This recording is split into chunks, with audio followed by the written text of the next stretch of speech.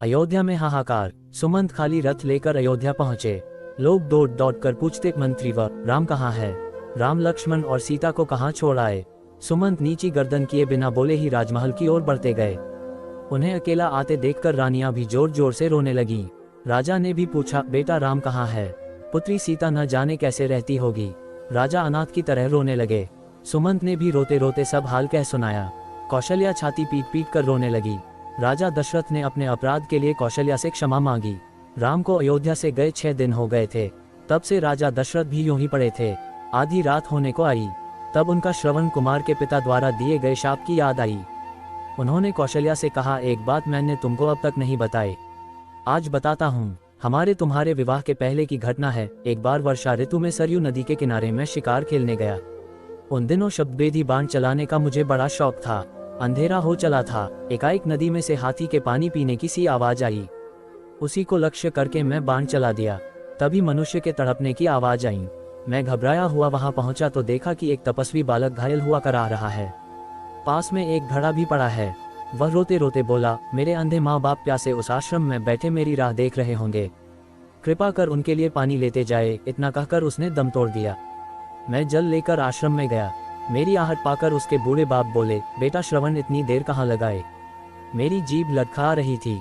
मैं डरते डरते बोला, मैं श्रवण कुमार नहीं हूँ, अयोध्या का राजा दशरथ हूँ। गलती से मेरा बाण उसे लग गया है और अब वह इस संसार में नहीं है। ये सुनकर वे करुण विलाप करने लगे। मेरे साथ वे नदी के तट तक आए। उन्होंने पुत्र को जलांजलि दी और मुझे शाप दिया, हे राजन, पुत्र के वियोग में जैसे आज हम मर रहे हैं, वैसे ही तड़प तड़प कर तुम भी मरोगे। और उन दोनों ने उसी समय प्राण त्याग दिए। कौशल्या, लगता है उस शाप के सच होने का समय अब आ गया है। मेरे प्राण मानो कोई खींच रहा है। हाय, मैं मरते समय प्यारे पुत्र का मुंह भी न देख सका। मैं बड़ा अभागा हूँ, अपने किए का फल भोग रहा हूँ। हा राम, कहते हुए दशरथ ने प्राण त्याग दिए। रानियां राजा के बलपौरुष का वर्णन करती हुई करुण स्वर में विलाप करने लगीं। मंत्रियों ने राजा के शव को तेल से भरे कड़ाह में रखवा दिया। फिर मंत्रिपरिषद ने विचार करके भरत को बुलवाने का निश्चय किया। हवा की गति से चलने वाले घोड़ों पर दूत भेजे गए। उनसे कह दिया गया था कि कैकेयी देश में पहुंचकर केवल इतना कहें कि आवश्यक कार्यवश गुरु ने भरत को तुरंत बुलवाया है। ननिहाल में भरत का मन उचट रहा था। तरह तरह की बातें उनके मन में उठती थीं। जैसे ही उनको दूत का संदेश मिला, वे नाना मामा से विदा लेकर शत्रुघ्न के साथ अयोध्या को चल पड़े। नदी पर्वत लांघते हुए 8वें दिन वे अयोध्या आ पहुंचे। नगर में चारों ओर सन्नाटा था। बाजार बंद थे। नगरवासी भरत को देखकर मुंह फेर लेते थे।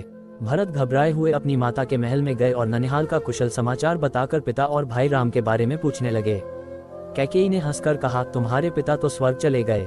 वे इस पृथ्वी का सुख भोग चुके थे, उनके बारे में चिंता न करो। भरत फूट फूट कर रोने लगे। फिर उन्होंने पूछा, भाई राम कहाँ हैं? कैकेयी ने हंस हंसकर अपने वरदान तथा राम लक्ष्मण और सीता के वन जाने की सारी बातें कह सुनाईं। वह बोली, बेटा भरत, मैंने तुम्हारे लिए ही सब कुछ किया है। अब चिंता छोड़कर अयोध्या की राज्य लक्ष्मी का भोग करो। भरत को माता पर बड़ा रोष आया। वे बोले, पापिनी, तूने ये क्या किया? इक्ष्वाकु वंश की तूने नाक काट दी। ऐसा ही करना था तो मुझे जनते ही क्यों न मार डाला। इस बीच राज्य के मंत्री भी वहां आ गए थे। उनके सामने भी उन्होंने कैकेयी को बहुत भला बुरा कहा। वे बोले, मंत्रियों, आप भी सुन लें। मेरी माँ ने जो कुछ किया है उसमें मेरा कोई हाथ नहीं। मैं शपथपूर्वक कहता हूँ।